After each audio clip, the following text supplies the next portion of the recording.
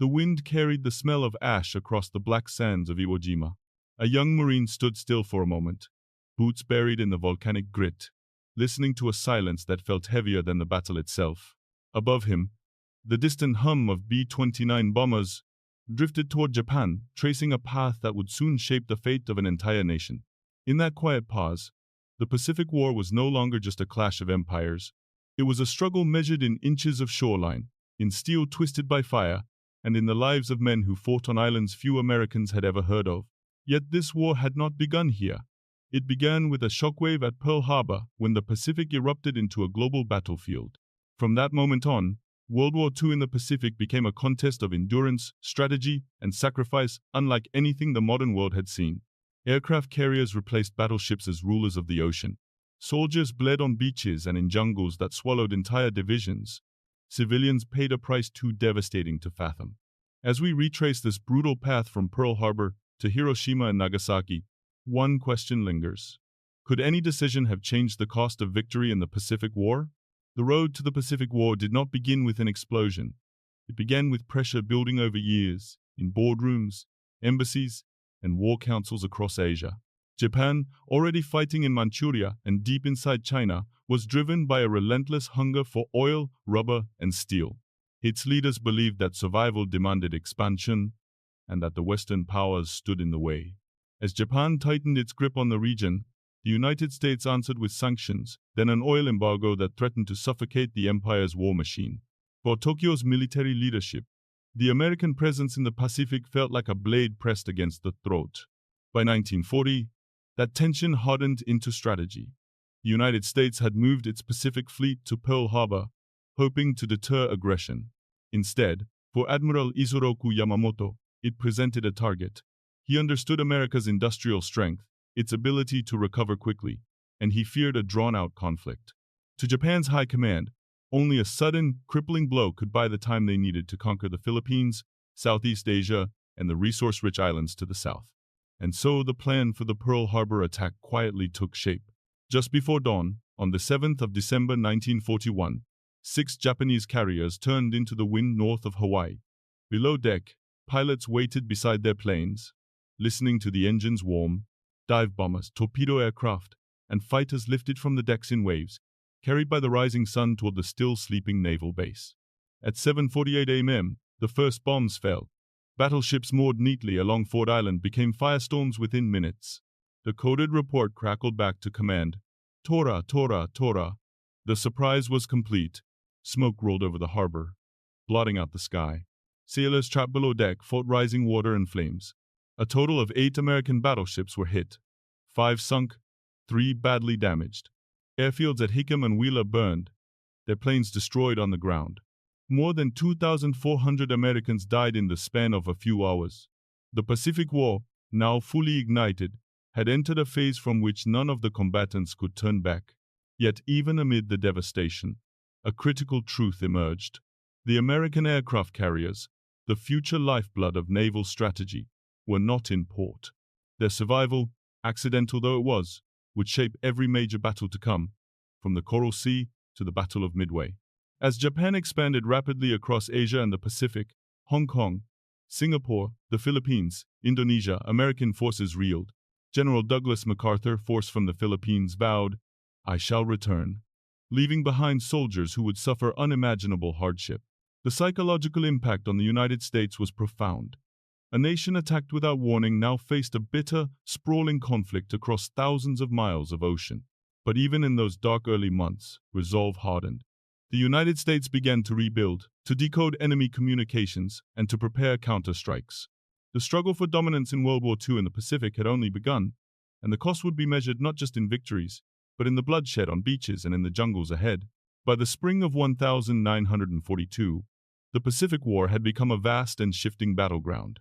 American forces were still reeling from early defeats, yet a series of decisions, some born of desperation, others of brilliant intelligence work, set the stage for a dramatic reversal. The first sign that the tide could turn came not in a decisive victory, but in an unexpected strike, the Doolittle Raid.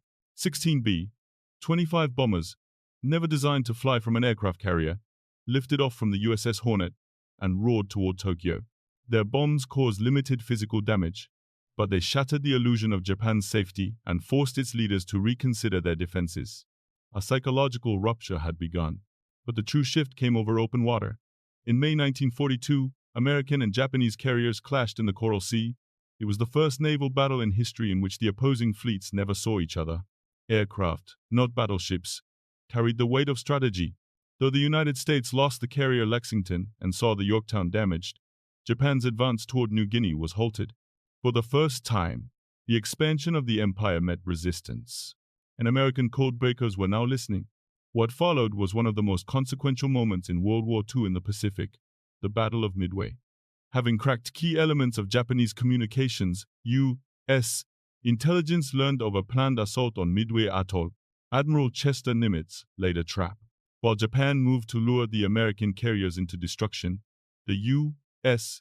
Navy was already in position, hidden beyond the horizon. Yet even then, nothing about Midway was inevitable. American torpedo squadrons suffered catastrophic losses, attacking low and slow against experienced Japanese pilots. Their sacrifice, however, kept enemy fighters at sea level just long enough for a formation of dive bombers to arrive unseen from high altitude. In the span of minutes, chaos engulfed the Japanese fleet. The carriers Akagi, Kaga, and Soryu were fatally struck, their flight decks engulfed in fire. Later that afternoon, Hiryu, the last operational Japanese carrier, fell as well. 4 carriers, Japan's most elite naval assets, were lost in a single day. The empire would never recover its veteran pilots or its strategic momentum. From this moment onward, the Pacific War belonged not to battleships, but to carriers, codebreakers, and the raw industrial power of the United States. Yet victory at Midway was not the end of struggle. It was the beginning of a new and brutal chapter. The Guadalcanal campaign soon revealed what war on land in the Pacific would truly cost. Young Marines landed on beaches they could barely locate on a map, trudging into jungles that swallowed men whole. Nights trembled with the sound of distant naval gunfire as both sides fought for control of Henderson Field, the airstrip that determined the survival of every soldier on the island. At sea, the Battle of Savo Island became one of the worst defeats in U.S. naval history. But the Americans held. Inch by inch, ridge by ridge, they fought until the Japanese withdrew. From Midway to Guadalcanal, the tide had turned. The United States had moved from survival to strategy, preparing for the long, bloody path across the island chains of the Pacific War. By late 1944, the Pacific War had entered a new and decisive phase. The United States, now fully awakened to the demands of global conflict, pushed westward with growing momentum. Factories back home poured out ships, aircraft, and ammunition at a scale no empire could match. Japan, once on the offensive, now faced a staggering truth. Its fleet was diminished, its supply lines thinning, and its pilots increasingly inexperienced. Yet the empire would not surrender the Pacific without unleashing everything it had left. The turning point came in the Philippines. General Douglas MacArthur returned to Leyte, fulfilling the promise he had made when forced to leave years earlier. The American landing was swift, but what followed at sea became one of the greatest naval battles in history. The Battle of Leyte Gulf. Desperate to halt the invasion, Japan committed nearly all of its remaining warships. Carriers, now nearly empty of skilled air crews, sailed not as weapons but as bait, intended to lure American carriers away, while heavier battleships struck at the vulnerable landing forces. But the deception failed. American radar, carrier aviation, and superior coordination shattered the Japanese plan. 4 Japanese aircraft carriers were sunk. Battleships and cruisers vanished beneath the waves. More importantly, Japan lost what remained of its trained naval aviators. After Leyte Gulf, the Imperial Navy was no longer a force capable of shaping the war. It was a remnant courageous, but broken.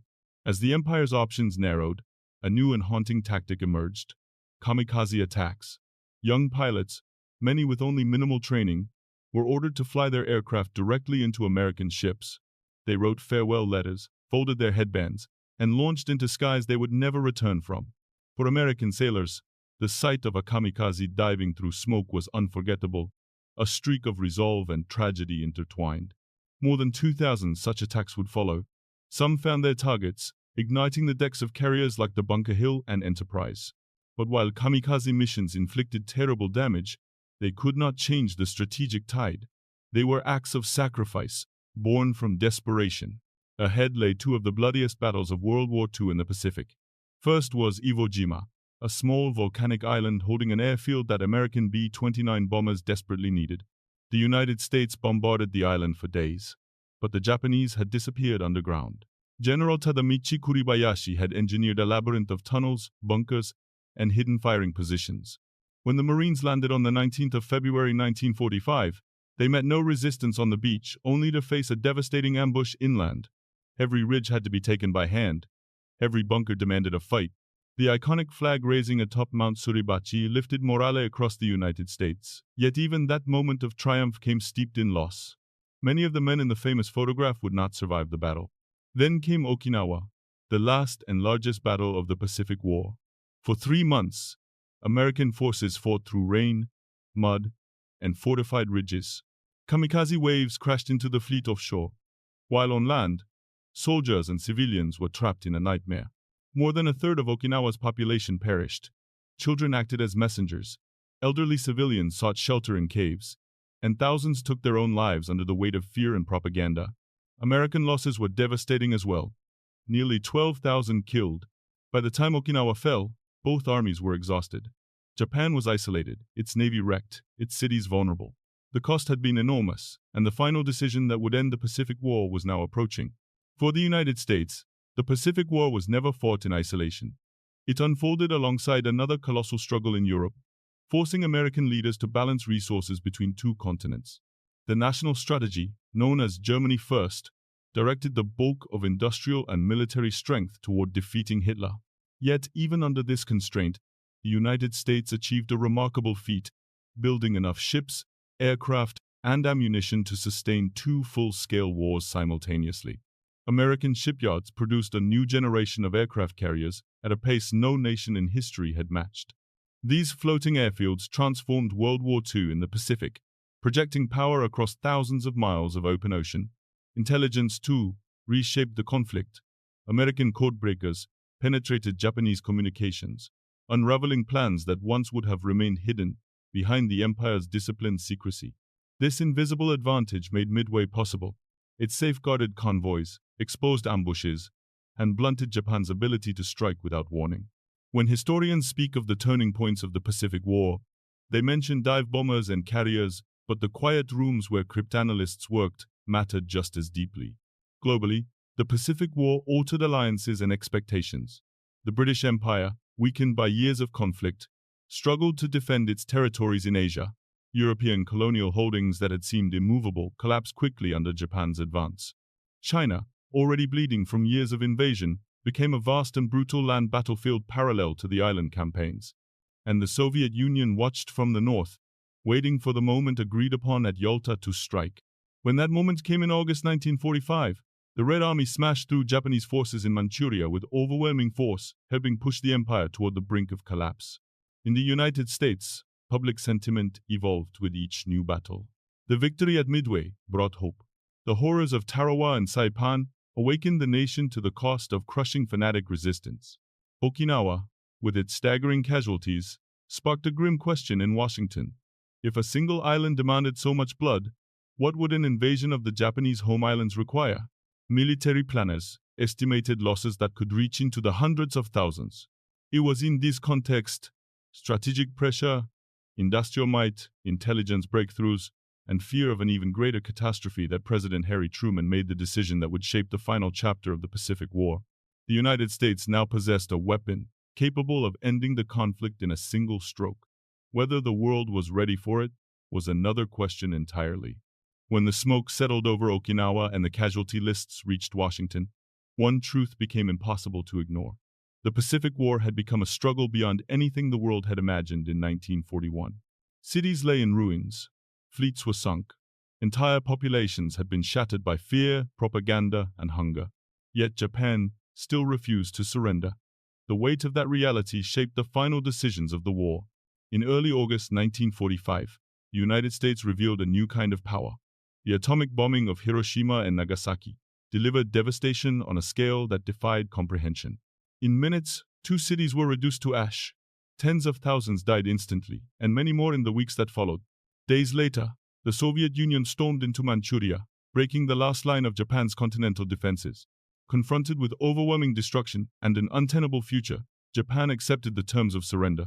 On the 2nd of September, 1945, aboard the USS Missouri anchored in Tokyo Bay, General Douglas MacArthur presided over a ceremony that ended World War II in the Pacific.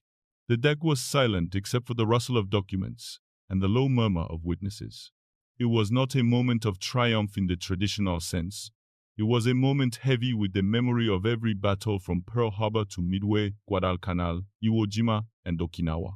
A war defined by firestorms, courage, sacrifice, and unimaginable loss had finally closed. But the shadows it cast did not vanish. The Pacific War reshaped the balance of power for generations. Aircraft carriers became the new arbiters of naval strength. Intelligence and industry emerged as weapons as vital as guns and bombers. Japan transformed from a militaristic empire into a peaceful ally of the United States, rebuilding itself on a foundation of democracy and restraint. The atomic bombings opened the nuclear age, raising questions that still haunt diplomats, scholars, and citizens around the world. And yet, beneath the strategy and geopolitics, the human stories remain. Letters never sent, helmets left on ridgelines, photographs found in abandoned bunkers. These fragments remind us that history is not merely a record of battles, but of people each carrying fears, hopes, and choices that shaped the course of the Pacific War. As we reflect on this vast and relentless conflict, one question endures: what lessons do we choose to carry forward? If you have your own thoughts or stories connected to this history, share them below. The conversation about courage, sacrifice, and the cost of war continues with all of us.